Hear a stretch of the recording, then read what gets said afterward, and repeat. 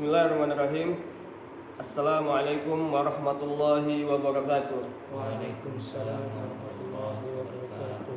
Innal hamdalillah nahmaduhu wa nasta'inuhu wa nastaghfiruh wa na'udzu billahi min shururi anfusina wa min sayyiati a'malina. May yahdihillahu fala mudhillalah wa may yudlil fala hadiyalah. Asyhadu an la ilaha illallah wa asyhadu anna Muhammadan abduhu wa rasuluhu alladzi la nabiyya wa la rasula ba'da. Ya ayyuhalladzina amanu ittaqullaha haqqa tuqatih wa la tamutunna illa wa antum muslimun. Ya ayyuhan nas ittaqu rabbakumul ladzi khalaqakum min nafsin wahidah wa khalaqa minha zawjaha وبث منهما رجالا كثيرا ونساء واتقوا الله الذي تساءلون به والأرحام إن الله كان عليكم رقيبا يا أيها الذين آمنوا اتقوا الله وقولوا قولا سديدا يصلح لكم أعمالكم ويغفر لكم ذنوبكم وما يطع الله ورسوله فقد فاز فوزا عظيما فإن أصدق الحديث كتاب الله وخير الهدي هدي محمد صلى الله عليه وسلم وشر الأمور محدثاتها وكل محدثات بدعة وكل بدعة ضلالة وكل ضلالة في النار أما بعد.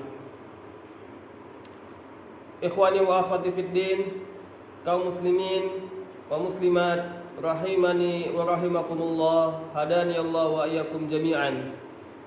Insyaallah pada hari ini 17 Zulhijjah 1443 kita akan kembali melanjutkan kegiatan kita, yaitu kajian tafsir Al-Quran juz ke-30. Naam. Kita berharap semoga amal ibadah ini bisa menjadi amal ibadah yang diterima oleh Allah Subhanahu wa taala dan menjadi sebab yang bisa memasukkan kita ke dalam surga Allah Subhanahu wa taala. Allahumma amin. Naam. Ikhwani wa akhwati fid din, kaum muslimin wa muslimat rahimani wa rahimakumullah. Di dua pertemuan sebelumnya kita telah membahas sedikit tentang surah An-Nas. Naam. Di dua pertemuan sebelumnya kita telah membahas sedikit tentang surah An-Nas. Kita telah menjelaskan tentang sebab turun surah An-Nas. Kemudian kita juga telah menjelaskan merinci sedikit tentang isti'adzah. Naam. Kemudian kita merinci sedikit tentang makna salah satu nama Allah, yaitu Ar-Rabb. Naam. Kemudian kita juga telah mendatangkan atau mendapatkan penjelasan dari Ustadz Abdul Ghafur tentang perkara dunia jin, ya. Maka ikhwani wa akhwati fiddin, kaum muslimin wa muslimat rahimani wa rahimakumullah, insyaallah pada pertemuan kali ini kita akan berpindah ke surah Al-Falaq. Kita akan berpindah ke surah Al-Falaq. Naam. Surah Al-Falaq adalah surah ke-113. Surah Al-Falaq adalah surah ke-113 dari susunan surah-surah di dalam Al-Quran. Naam. Pembahasan pertama kita, ikhwani wa akhwati fiddin, kaum muslimin wa muslimat rahimani wa rahimakumullah, adalah surah Al-Falaq ini apakah surah Madaniyah atau surah Makkiyah? Surah Al-Falaq ini surah Madaniyah atau surah Makkiyah. Nah, Al-Imam Ibnu Katsir rahimahullah dan Al-Imam As-Suyuti di dalam kitab tafsirnya dan Al-Imam Al-Qurtubi di dalam kitab tafsirnya Al-Jami' li Ahkamil Quran mengatakan bahwa surah Al-Falaq ini adalah surah Madaniyah. Surah Al-Falaq ini adalah surah Madaniyah. Naam. Maka itu bermakna bahwa surah Al-Falaq ini Allah Subhanahu wa taala wahyukan kepada Nabi Muhammad alaihi salatu wasalam setelah Nabi Muhammad alaihi salatu wasalam hijrah ke kota Madinah.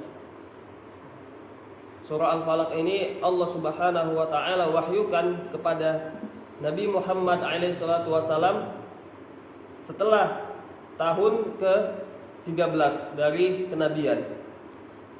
Naam. Jadi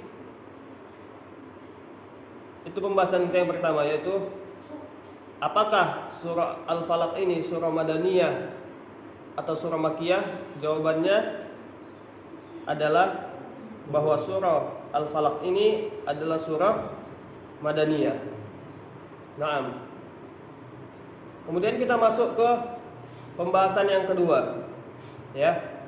Kita masuk ke pembahasan yang kedua, yaitu apa sebab Allah Subhanahu wa taala menurunkan surah Al-Falaq. Ya. Apa sebab Allah Subhanahu wa taala menurunkan surah Al-Falaq? Naam. Al-Imam As-Suyuti rahimahullah di dalam kitab tafsirnya, begitu juga di dalam kitabnya yang lain yang berjudul Asbabun Nuzul, menjelaskan bahwa sebab Allah Subhanahu wa taala menurunkan surah Al-Falaq. Waalaikumsalam warahmatullahi wabarakatuh. Sebab Allah Subhanahu wa taala menurunkan surah Al-Falaq itu sama sebabnya seperti yang telah kita jelaskan pada surah An-Nas. Ya, yaitu sebab Allah Subhanahu wa taala menurunkan surah Al-Falaq itu berkaitan dengan kisah penyihiran Nabi Muhammad alaihi salatu wasalam. Ya. Sebab Allah Subhanahu wa taala menurunkan surah Al-Falaq itu berkaitan dengan kisah penyihiran Nabi Muhammad alaihi salatu wasalam. Ya, di mana kisah ini telah kita ceritakan, telah kita kisahkan ketika kita membahas tentang surah An-Nas. Naam.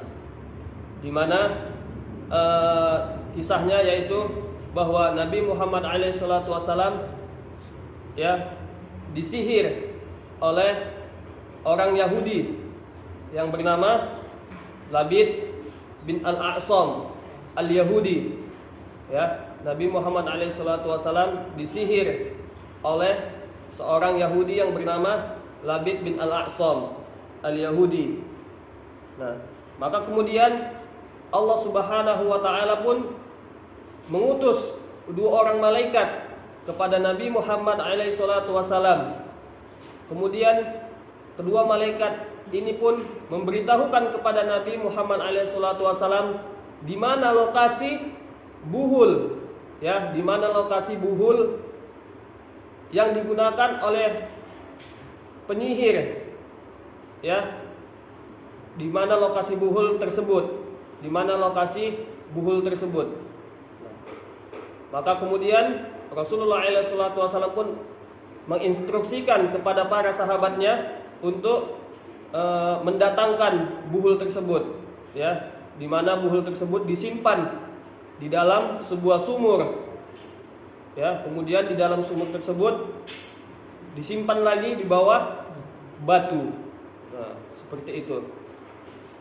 Kemudian Allah Subhanahu wa taala mewahyukan kepada Nabi Muhammad SAW untuk membacakan surah Al-Falaq dan surah An-Nas. Ya. Maka kemudian ketika Nabi Muhammad SAW membaca satu ayat dari surah Al-Falaq, ya, maka buhulnya pun terlepas. Satu ikatan buhulnya terlepas. Kemudian Rasulullah SAW membacakan lagi ayat kedua dari surah Al-Falaq. Maka ikatan yang kedua pun terlepas, ya. Dan begitu seterusnya sampai Rasulullah SAW membacakan semua ayat dari surah Al-Falaq dan surah An-Nas. Maka kemudian Rasulullah SAW pun terbebas dari pengaruh sihir yang dilakukan oleh orang Yahudi tersebut, yaitu Labid bin Al-A'sam. Ya. Jadi kembali ke soal yang tadi, apa sebab Allah Subhanahu wa taala menurunkan surah Al-Falaq dan surah An-Nas? Maka jawabannya adalah bahwa surah Al-Falaq dan surah An-Nas diturunkan oleh Allah Subhanahu wa taala, ya, untuk mengobati Nabi Muhammad SAW yang disihir oleh seorang Yahudi yang bernama Labid bin Al-A'sam. Naam. Kemudian ikhwani wa akhwati fiddin, kaum muslimin wa muslimat rahimani wa rahimakumullah, kita berpindah ke pembahasan ketiga yang berkaitan dengan surah Al-Falaq, ya, yaitu pembahasan ketiga kita adalah apa nama lain dari surah Al-Falaq. Nah, apa nama lain dari surah Al-Falaq? Jadi ikhwani wa akhwati fiddin, hadani Allah wa iyyakum jami'an, ternyata surah-surah di dalam Al-Qur'an ini, ya, itu tidak hanya memiliki satu nama, ya. Satu surah itu bisa memiliki dua nama, atau bahkan bisa memiliki tiga nama, atau bahkan lebih, ya. Salah satu contohnya adalah, ya, surah Al-Falaq ini, ya. Surah Al-Falaq ini memiliki nama lain. Surah Al-Falaq ini memiliki nama lain, ya. Disebutkan oleh Al-Imam Ibnu Katsir, ya, di dalam kitab tafsirnya, dan disebutkan juga oleh Al-Imam Al-Qurtubi di dalam kitab tafsirnya Al-Jami' di Ahkamil Quran, bahwa nama lain dari surah Al-Falaq ini adalah surah Al-Mu'awwidzatain, ya. Nama lain dari surah Al-Falaq ini adalah surah Al-Mu'awwidzatain. Nah, apa artinya Al-Mu'awwidzatain? Al-Mu'awwidzatain itu artinya adalah dua pelindung. Arti dari Al-Mu'awwidzatain itu dari kata-kata awwadza yu'awwidzu, ya, yang berarti melindungi. Awwadza yu'awwidzu. Sedangkan Al-Mu'awwidz artinya melindungi. Al-Mu'awwidzatain artinya dua pelindung. Nah, jadi surah Al-Falaq ini dan juga surah An-Nas, itu disebut sebagai surah Al-Mu'awwidzatain, dua surah yang melindungi. Ya, kenapa disebut Al-Mu'awwidzatain? Karena, ya, gampang saja, karena kita lihat di awal dari surah Al-Falaq dan surah An-Nas itu disebutkan apa? Qul a'udzu, yaitu katakanlah aku berlindung.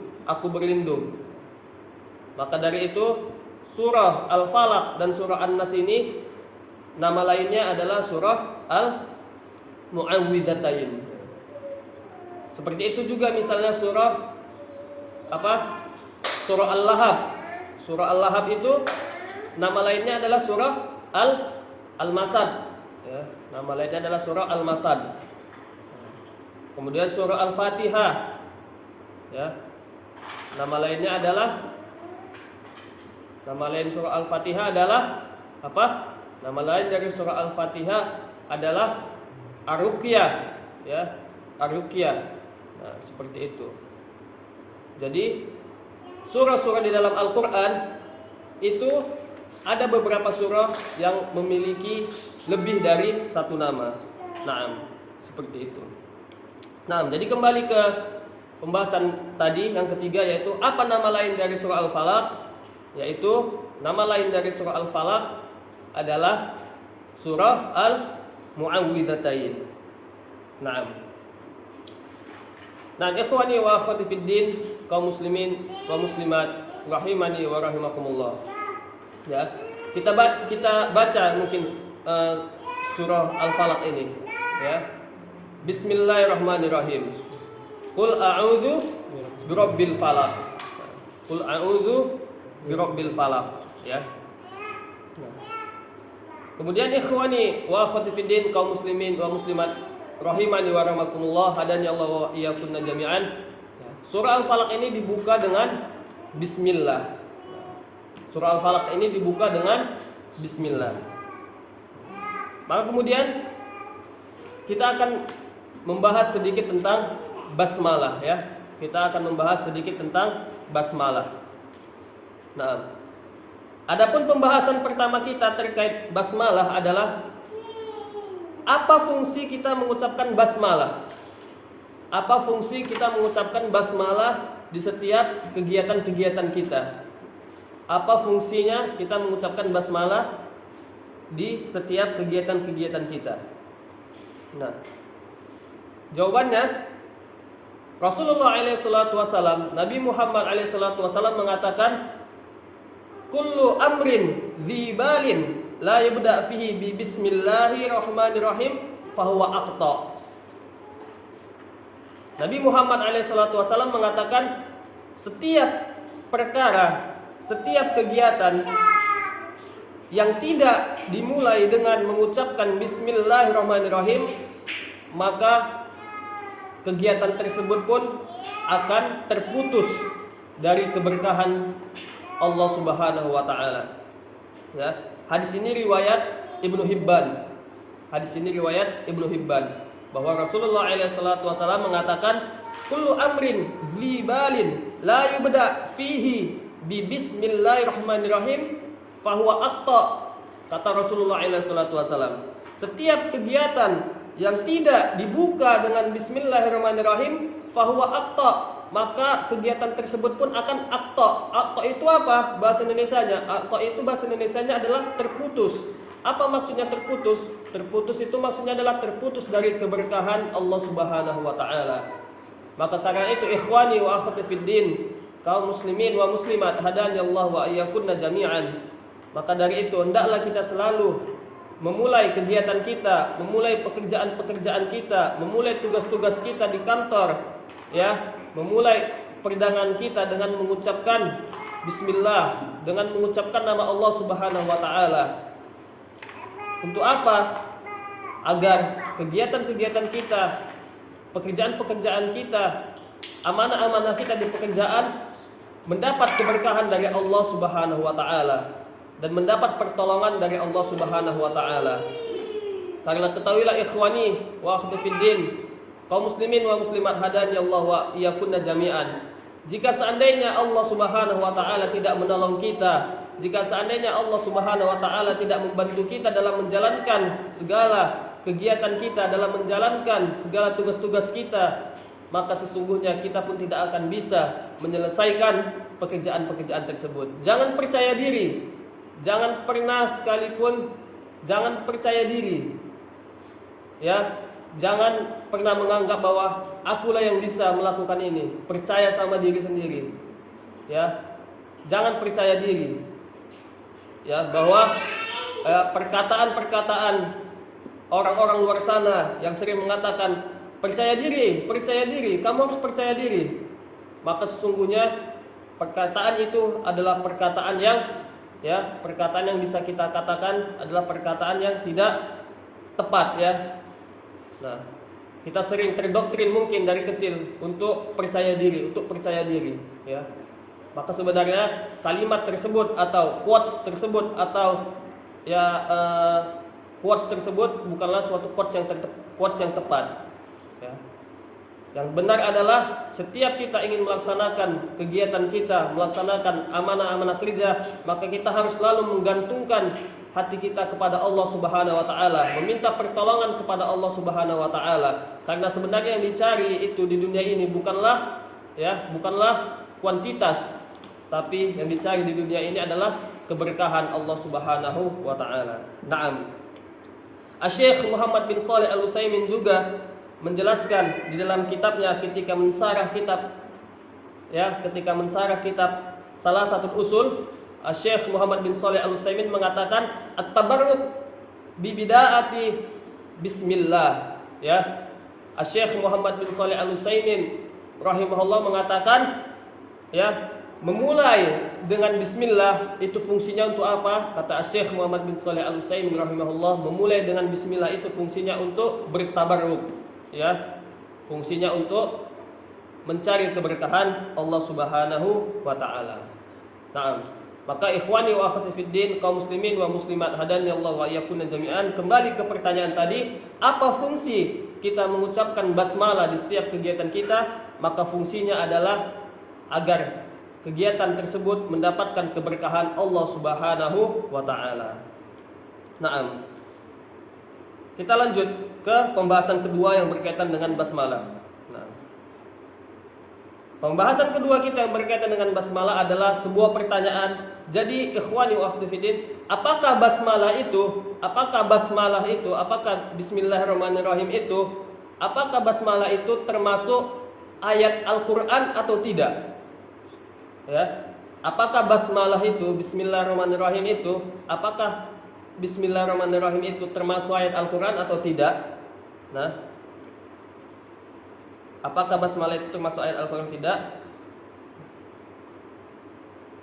Asy-Syaikh Sulaiman bin Ibrahim Al-Lahim di dalam kitabnya Al-Lubab fi Tafsir Al-Isti'adzah wal Basmalah wa Fatihatul Kitab mengemukakan bahwa ada 4 pendapat di kalangan para ulama tentang permasalahan ini. Ya, ada 4 pendapat di kalangan para ulama tentang permasalahan ini. Apakah basmalah itu ayat Al-Qur'an atau tidak? Ya. Pendapat pertama, kata Syekh Sulaiman bin Ibrahim Al-Lahim, bahwa pendapat pertama, basmalah itu bukanlah ayat Al-Qur'an secara mutlak. Ya. Pendapat pertama mengatakan bahwa basmalah itu bukan ayat Al-Qur'an secara mutlak, sama sekali bukan ayat Al-Qur'an. Nah, itu yang pertama. Pendapat kedua kata Syekh Sulaiman bin Ibrahim Al-Lahim, bahwa basmalah itu adalah ayat dari surah Al-Fatihah saja. Bahwa basmalah itu adalah salah satu ayat dari surah Al-Fatihah.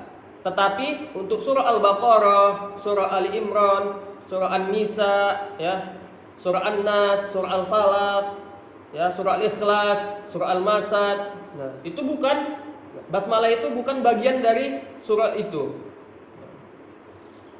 Ya, saya ulangi, pendapat kedua mengatakan bahwa basmalah itu adalah salah satu ayat dari surah Al-Fatihah. Nah, tapi untuk surah Al-Baqarah, basmalah itu bukan bagian dari surah Al-Baqarah. Ali Imran itu bukan bagian dari surah Ali Imran itu tidak memasukkan basmalah sebagai bagian dari surah Ali Imran, atau basmalah itu bukan bagian dari surah Ali Imran. Nah, itu pendapat yang kedua. Pendapat yang ketiga mengatakan bahwa basmalah itu adalah ayat Al-Qur'an dan juga bagian dari semua surah. Jadi kalau pendapat kedua tadi mengatakan bahwa basmalah itu hanya bagian dari surah Al-Fatihah. Sedangkan pendapat ketiga ini mengatakan bahwa basmalah itu bagian dari semua surah. Surah Fatihah, Al-Fatihah, surah Al-Baqarah, surah Ali Imran, surah An-Nisa, surah An-Nas, surah Al-Falaq, surah Al-Ikhlas, surah Al-Masad, ya, surah Al-Fajr, surah An-Naba.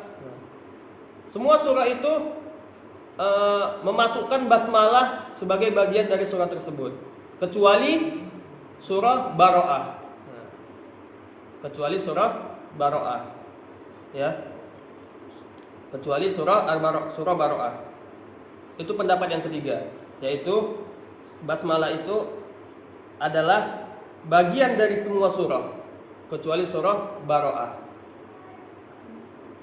Pendapat yang keempat, kata Syekh Sulaiman bin Ibrahim Al-Lahim, adalah bahwa, dan ini adalah pendapat yang dikuatkan oleh Syekh, yaitu bahwa basmalah itu adalah ayat Al-Quran. Ya, basmalah itu adalah ayat Al-Quran. Tetapi basmalah itu bukan bagian dari surah.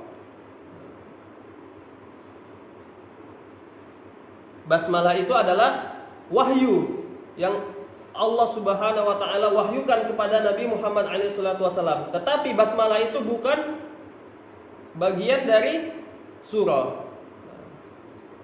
Dan pendapat keempat inilah yang dikuatkan oleh Syekh Sulaiman bin Ibrahim Al-Lahim di dalam kitabnya Tafsir Al-Isti'adah, Al-Lubab fi Tafsir Al-Isti'adah wal Basmalah wa Fatihatil Kitab. Yaitu pendapat yang kuat menurut beliau adalah bahwa basmalah itu adalah wahyu juga yang Allah turunkan dari langit, tetapi basmalah itu bukan bagian dari surah. Jadi basmalah itu bukan bagian dari surah Al-Fatihah. Basmalah itu bukan bagian dari surah Al-Baqarah. Basmalah itu bukan bagian dari surah Ali Imran. Basmalah itu bukan bagian dari surah An-Nisa. Basmalah itu bukan bagian dari surah An-Nas. Basmalah itu bukan bagian dari surah Al-Falaq. Basmalah itu bukan bagian dari surah Al-Ikhlas. Basmalah itu bukan bagian dari surah Al-Masad. Tapi basmalah itu juga adalah ayat Al-Quran yang diturunkan oleh Allah Subhanahu wa ta'ala. Dalilnya apa? Syekh Sulaiman bin Ibrahim Al-Lahim berdalilkan dengan sebuah hadis yang diriwayatkan oleh Al-Imam Muslim bin Hajjaj An-Naisaburi dan diriwayatkan oleh Al-Imam Sulaiman bin Al-Ash'ath Abu Daud As-Sijistani rahimahullah dan diriwayatkan oleh Al-Imam An-Nasai, ya, bahwa Rasulullah alaihi salatu wasalam dikisahkan, saya bacakan hadisnya. Baina madzata yaumin baina adhurina yuridu an-nabi alaihi salatu wasalam idh aghfa ighafatan thumma rafa'a ra'sahu mutabassiman faqulna lahu ma adhakaka ya Rasulullah, qala nazalat alayya alifan suratu bismillahirrahmanirrahim inna a'tainakal kautsar fasalli li rabbika wanhar inna syani'aka huwal abtar. Thumma qala hal tadruna ma al-kautsar, qulna Allah wa rasuluhu a'lam, qala fa innahu nahrun wa'adanihi rabbi fil jannah aniyatuhu aktsaru min adadil kawakib tariduhu alayya ummati fayukhtalaju al-'abdu minhum fa aqulu ya rabbi innahu min ummati fayaqulu li innaka la tadri ma ahdatsa ba'daka. Ya, bahwa artinya suatu hari Rasulullah alaihi salatu wasallam tidur siang, ya.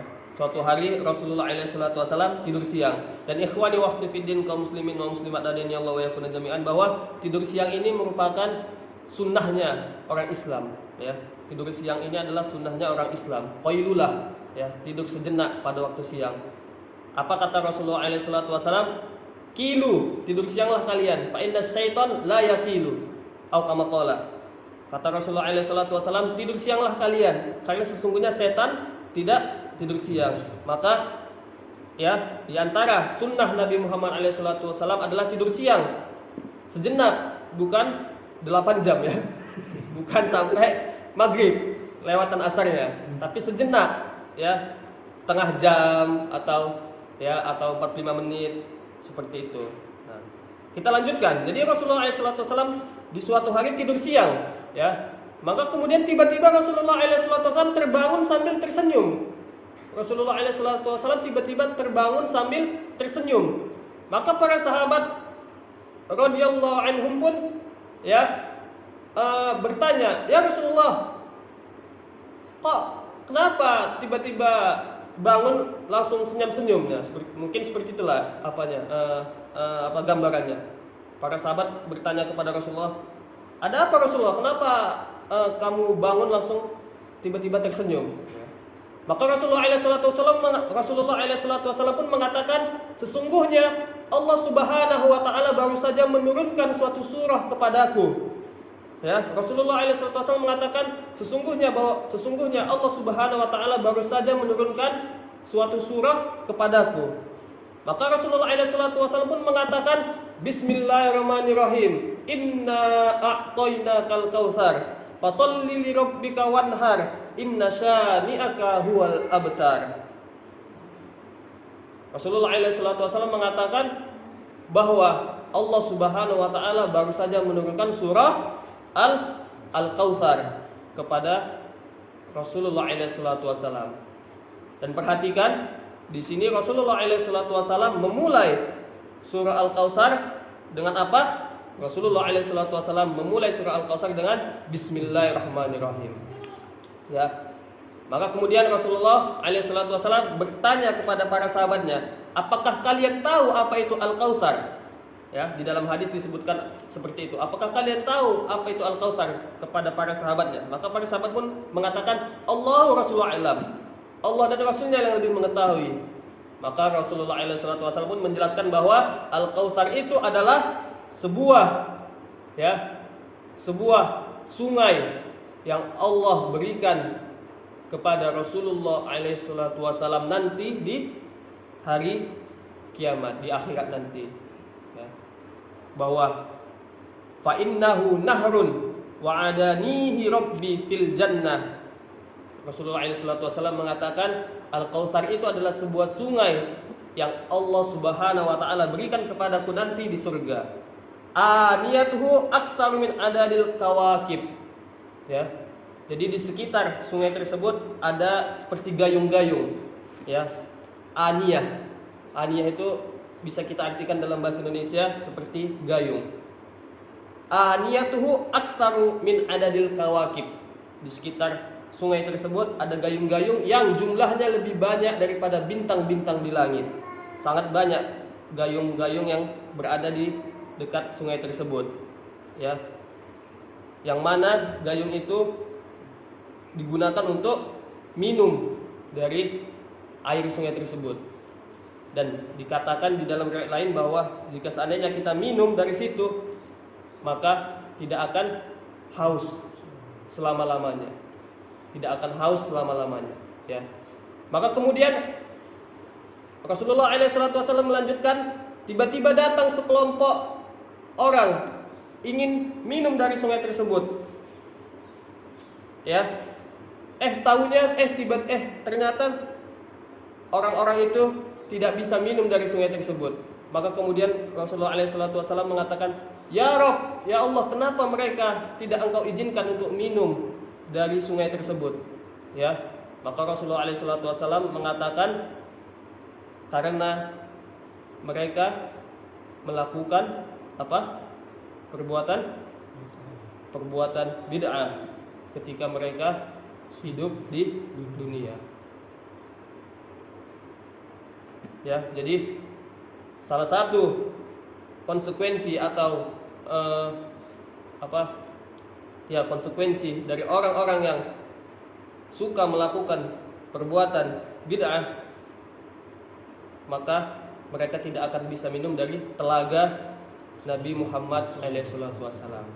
Ya. Dan ini yang mengatakan adalah Allah Subhanahu wa taala sendiri. Diriwayatkan oleh Rasulullah SAW. Allah Subhanahu wa taala mengatakan, innaka la tadri ma ahdas. Sesungguhnya engkau tidak mengetahui perkara-perkara baru, ya, yang mereka buat setelah engkau meninggal. Maka ikhwani waqti fiddin, kaum muslimin wa muslimat rahimani wa rahimakumullah, ya, janganlah kita pernah melakukan perbuatan-perbuatan muhdats, perbuatan-perbuatan baru di dalam agama. Karena konsekuensinya adalah kita akan terhalang dari telaga Nabi Muhammad alaihi salatu wasallam.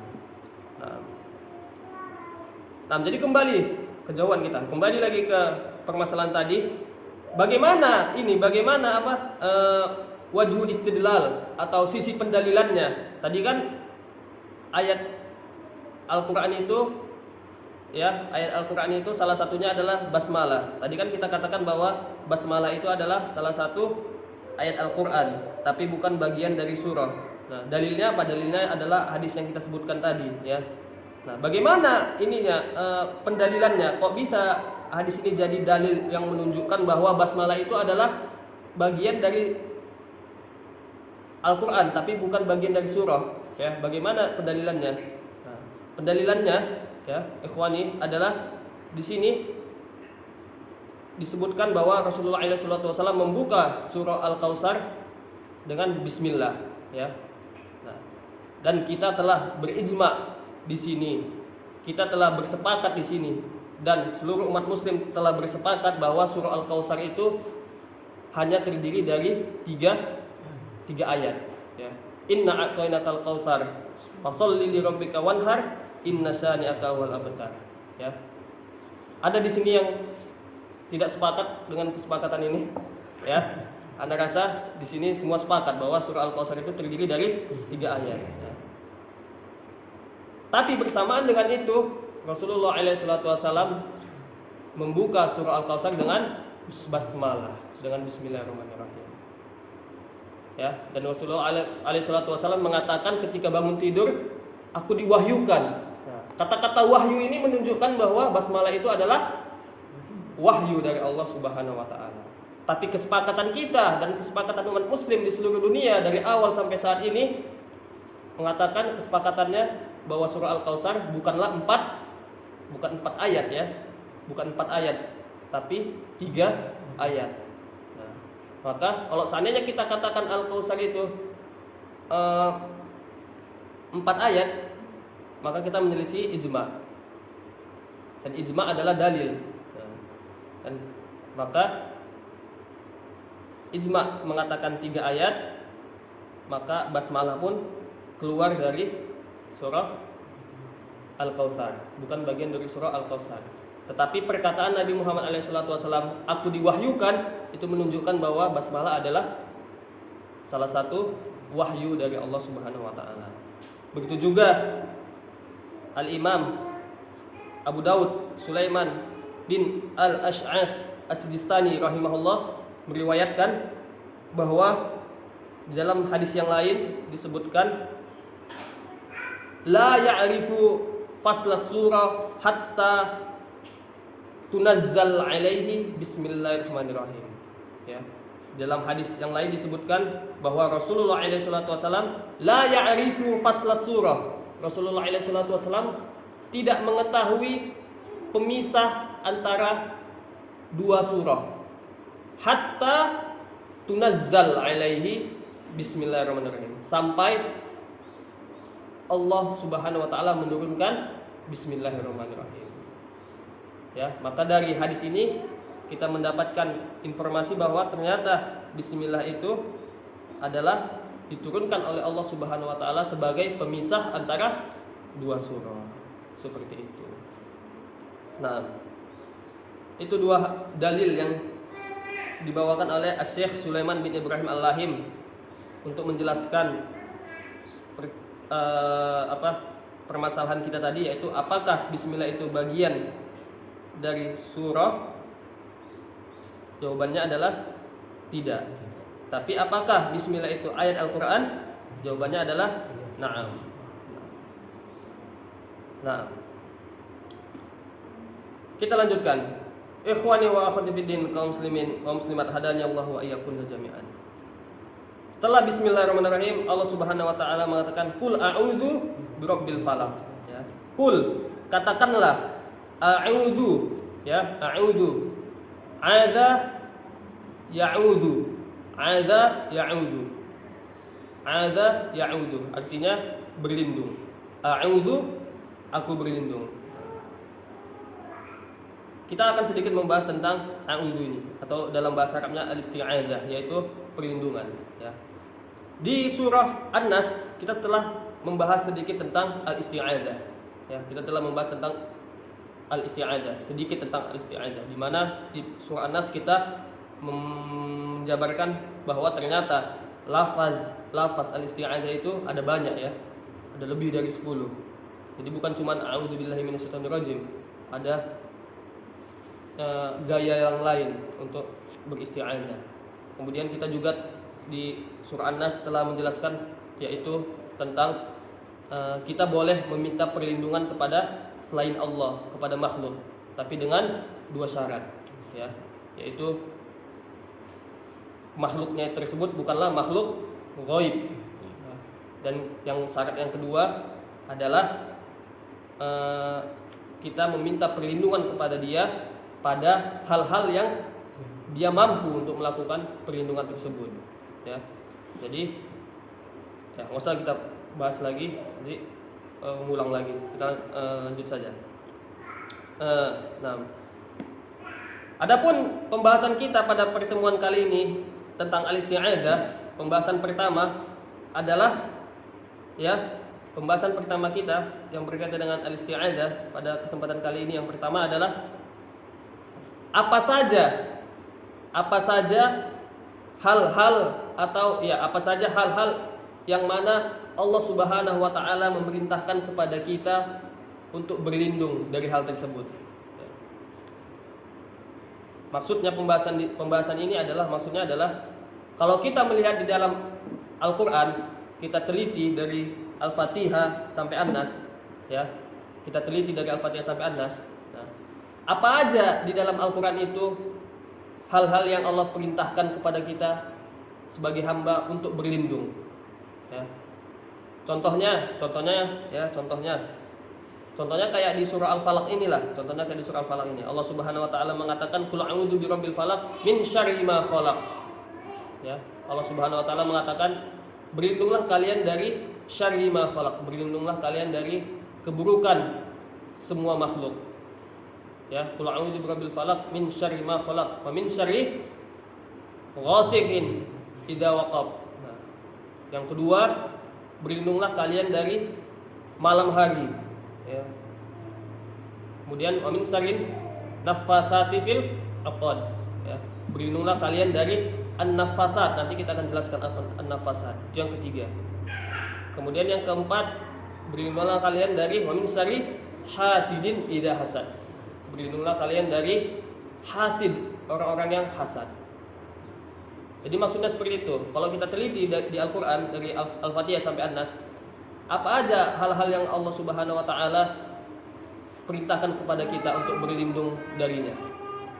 Nah, setelah kita teliti, ternyata di dalam Al-Qur'an itu ada 6 hal. Ada 6 hal yang Allah Subhanahu wa taala perintahkan kepada kita untuk berlindung dari hal tersebut. Ya. Dan artinya ini ikhwani wa akhwatiddin, 6 hal ini adalah hal-hal yang sangat berbahaya. Karena Allah sendiri yang menciptakan kita, yang mengetahui seluk-beluk kehidupan kita, yang mengetahui mekanisme kehidupan ini. Allah sendirilah yang memberitakan kepada kita untuk berlindung dari hal ini. Yang pertama, di ayat ke-27 dari surah Ghafir, Allah Subhanahu wa taala mengatakan, wa qala Musa inni a'udzu bi rabbi wa rabbakum min kulli mutakabbirin la yu'minu biyaumil hisab. Ya. Di ayat ke-27 dari surah Ghafir, Allah Subhanahu wa taala mengatakan, wa qala Musa, dan Musa berkata, inni a'udzu bi rabbi wa rabbukum, aku berlindung kepada Rabbku dan Rabbmu, min kulli mutakabbirin, dari semua mutakabbirin, dari semua orang-orang yang sombong. Dari semua orang-orang yang sombong. Maksudnya yang pertama adalah Allah Subhanahu wa taala memerintahkan kepada kita untuk berlindung dari kesombongan. Yang kedua, di dalam surah Al-Baqarah ayat ke-27 ya, Allah Subhanahu wa taala mengatakan, Qala a'udzu billahi an akuna minal jahilin. Allah Subhanahu wa taala memerintahkan kepada kita untuk berlindung dari al-jahilin, dari kebodohan. Yang ketiga, Allah Subhanahu wa taala memerintahkan kepada kita untuk berlindung dari setan. Ya, dari setan jin dan setan manusia. Dalilnya mungkin tidak perlu saya sebutkan, sudah jelas di surah Al-Falaq dan surah An-Nas. Allah Subhanahu wa taala memerintahkan kepada kita untuk berlindung dari setan. Yang keempat, Allah Subhanahu wa taala memerintahkan kepada kita untuk berlindung dari fitnah wanita. Ya. Di ayat ke-23 dari surah Yusuf, Allah Subhanahu wa taala mengatakan warawadathu allati huwa fi baitiha an nafsihi wa ghallaqatil abwab wa qalat hayhata lak qala ma'adallah innahu rabbi ahsanu mathwa innahu la yuflihul dhalimun. Dan istrinya Al-Aziz Zulaikha ya telah menginginkan Yusuf di dalam rumahnya ya. Kemudian Zulaikha menutup pintu kamarnya. Kemudian Zulaikha mengatakan kepada Yusuf untuk mengeksekusi ya, untuk melaksanakan perzinahan. Yusuf pun mengatakan ma'adallah, aku berlindung kepada Allah dari fitnah wanita ya. Untuk berlindung kepada Allah dari fitnah wanita. Itu yang keempat. Yang kelima, Allah Subhanahu wa taala memerintahkan kepada kita untuk berlindung dari min syarri ghasik idza waqab. Memerintahkan kepada kita untuk berlindung dari kegelapan malam. Kemudian yang keenam, Allah Subhanahu wa taala memerintahkan kepada kita untuk berlindung dari wa min syarri naffatsati fil 'uqad. Nafasat itu apa? Nafasat itu adalah praktek sihir. Jadi ada 6 hal yang Allah perintahkan kepada kita untuk berlindung. Yaitu yang pertama dari kesombongan, yang kedua dari kebodohan, yang ketiga dari setan, yang keempat dari fitnah wanita, yang kelima dari kegelapan malam, yang keenam dari sihir. Dan ketahuilah ikhwani wa akhwati fiddin, kaum muslimin wa muslimat hadani Allah wa iyyakunna jami'an. Ketahuilah bahwa 6 hal ini adalah hal-hal yang sangat berbahaya. Dan seberapa bahaya hal ini itu hanya diketahui oleh orang-orang yang berilmu, yang mengetahui tentang hakikat hal ini. Ya. Kita contohkan kesombongan, ya, kesombongan. Kita contohkan di mana ya, di mana Rasulullah SAW mengatakan la yadkhulul jannah man kana fi qalbihi mithqala dzarrati minal kibir. Ya. Rasulullah SAW mengatakan tidak akan masuk surga orang-orang yang di dalam hatinya ada seberat biji sawi dari kibir, dari kesombongan. Ya. Kemudian sahabat pun bertanya, Rasulullah, sahabat bertanya, inna rajul yuhibbu ayyakuna thawbahu hasanan wa na'lahu hasanan. Ya Rasulullah, sesungguhnya manusia itu suka memakai baju yang cantik, ya. Rasulullah, sesungguhnya manusia itu suka memakai baju yang cantik, sendal yang cantik, ya. Apakah ini kesombongan? Sementara engkau mengatakan tidak masuk surga orang-orang yang di dalam hatinya ada kesombongan. Ya. Maka Rasulullah SAW pun mengatakan al-kibru batarul haq wa ghamtun nas. Ya. Rasulullah SAW mengatakan itu bukanlah kesombongan, tapi kesombongan hakikatnya adalah batarul haq wa ghamtun nas.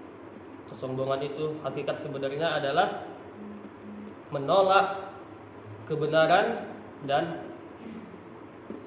wa ghamtun nas, dan merendahkan orang lain. Di ikhwani wa akhwati fiddin, kaum muslimin wa muslimat rahimani wa rahimakumullah. Jadi kesombongan itu bukanlah apa? Bukanlah kalau kita berpakaian yang cantik, kalau kita punya sendal yang bagus, tidak ya. Itu bukanlah kesombongan ya.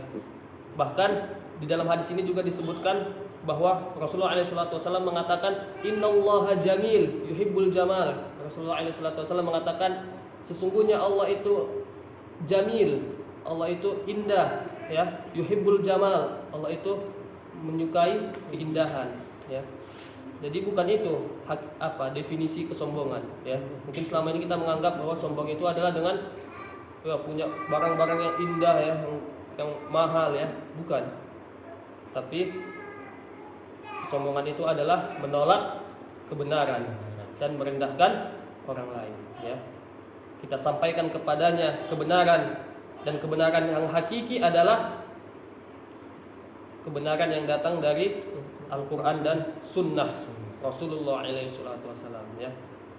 Kita sampaikan kepadanya ayat-ayat Al-Quran, kita sampaikan kepadanya sunnah Nabi Muhammad SAW. Kita sampaikan kepadanya bahwa, ya, Allah Subhanahu Wa Taala berada di atas langit. Kita sampaikan kepada dia dalil-dalil bahwa Allah Subhanahu Wa Taala berada di atas langit. Kita sampaikan kepadanya sunnah Nabi, hadis-hadis Nabi yang menjelaskan bahwa Allah Subhanahu Wa Taala di atas langit, ya. Tapi kemudian dia batorul haq, ya, dia menolak ayat-ayat Al-Quran yang mengatakan bahwa Allah di atas langit.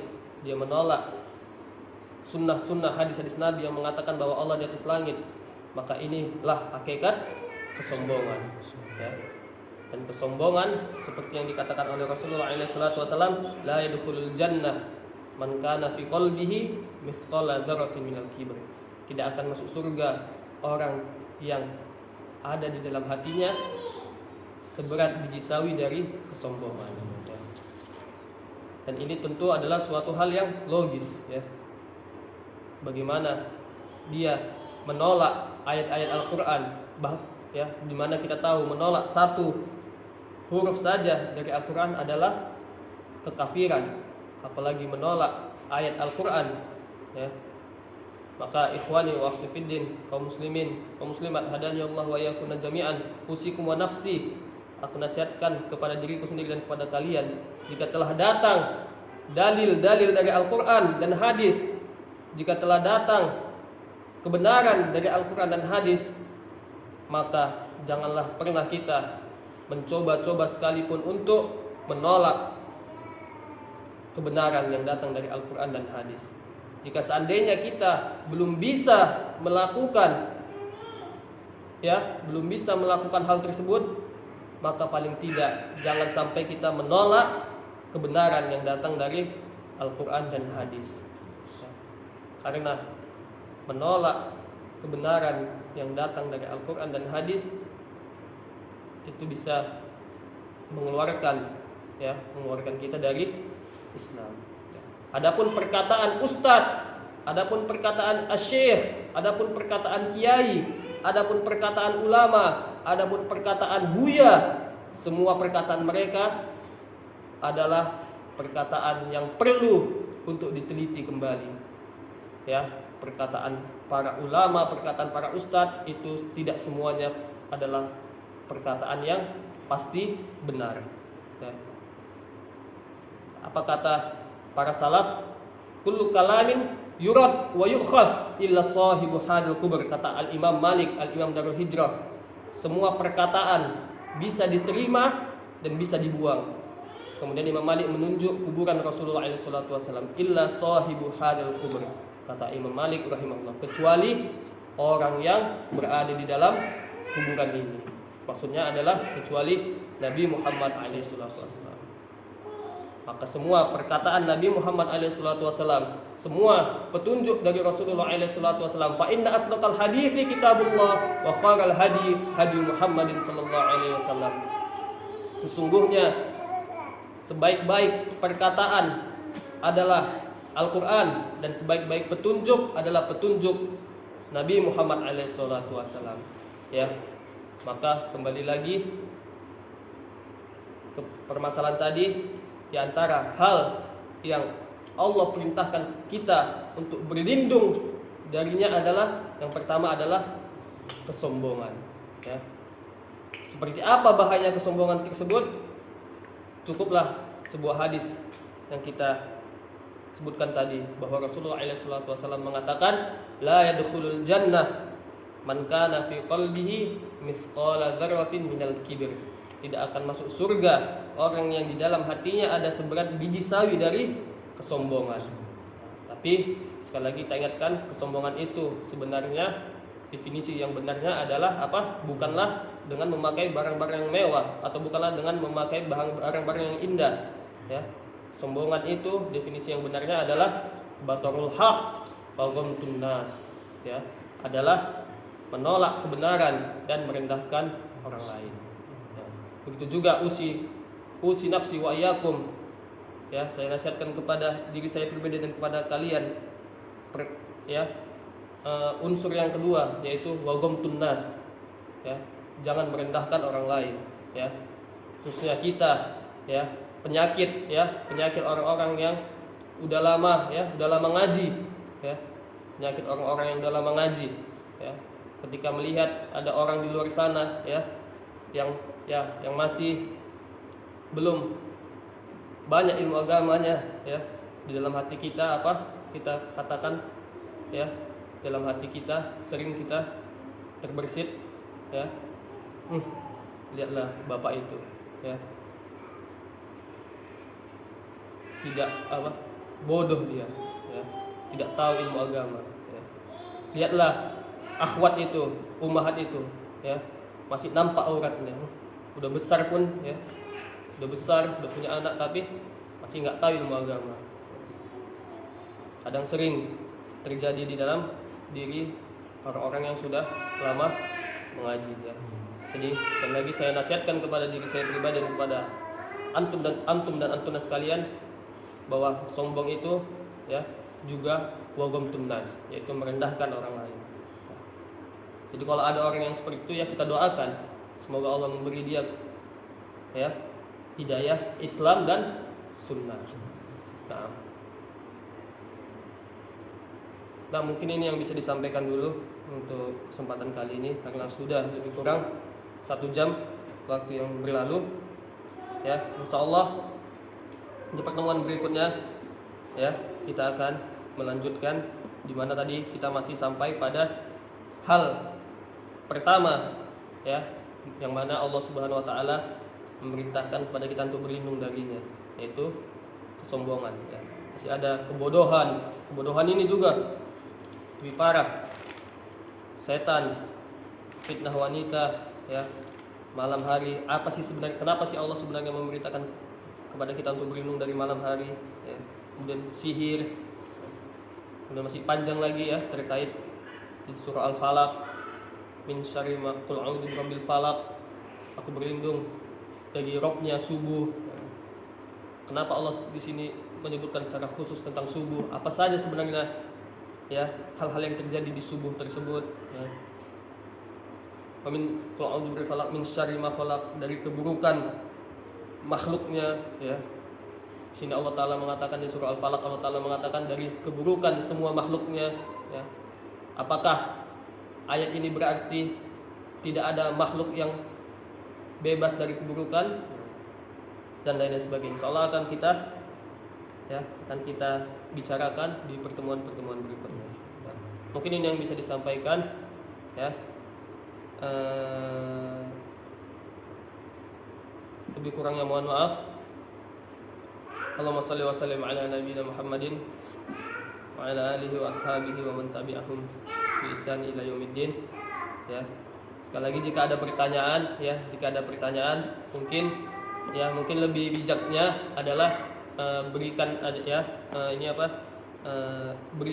tanyakan aja kepada Anda, ya. Nanti insyaallah akan Anda tanyakan ke Syekh Dr. Abu Ja'far Faris bin Yaslam Al-Adni, ya. Beliau adalah salah seorang syekh, ya, kenalan kami, ya. Kami berkenalan dengan beliau dari Al-Ustadz Maududi, ya, Al-Ustadz Maududi Abdullah, ya. Kami mendapat nomor beliau dari Al-Ustadz Maududi Abdullah dan beliau sekarang tinggal berdomisili di Yaman, ya. Syekh Faris bin Yaslam berdomisili di Yaman dan alhamdulillah sampai sekarang masih, ya, sering melakukan tanya jawab ke beliau tentang permasalahan agama. Jadi para ikhwan dan akhwat sekalian yang ingin bertanya, ya bisa tanyakan ke ana, nanti insya Allah ana forward ya, ana teruskan ke Syekh Faris bin Yaslam. Kemudian nanti jawabannya ya insya Allah akan ana share di grup kita. Nah, mungkin ini yang bisa disampaikan. Wabillahi taufiq wal hidayah wa akhiru da'wana alhamdulillahirabbil alamin. Assalamualaikum warahmatullahi wabarakatuh. Waalaikumsalam.